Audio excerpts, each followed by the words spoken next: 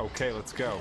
Ale všetci sme v obci Bahoň a napadla ma jedna vec. Poďme si zasúťažiť. V každej obálke sa niečo skrýva. Hráme o 20 eur, hráme o 10 eur a v jednej obálke nie je nič. Poďme vyskúšať niekoho náhodného. Nie je to Emi? Ne.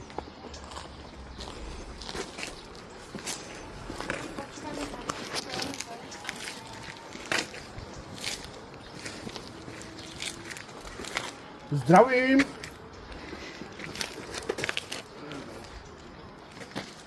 Idete so mnou do súťaže? Samozrejme, že áno. Poďme na to. Sima and Michal. V každej obálke sa niečo skrýva. Vyberme si a možno sa aj vyťa. Vyhráme. Počkajte. Takže ako som povedal, v každej obálke sa niečo skrýva. Skrýva. Kašľam za to. Prvá je baba, poďme na to. Zlatá strednú. Bez palce. Bral si strednú. Do prčic, ne.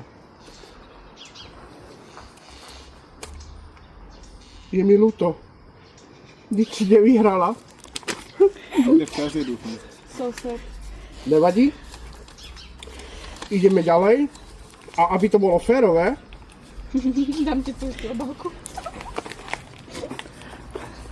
Aby to bolo férové, možno to bude aj patrikové. Nelen férové.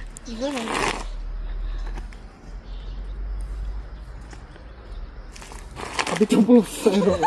Aby to bolo férové, teraz vymením obálku. Nevymienia. Otázka za 20 eur. V ktorom roku bola prvýkrát písomná zmienka obce Báhoň? A.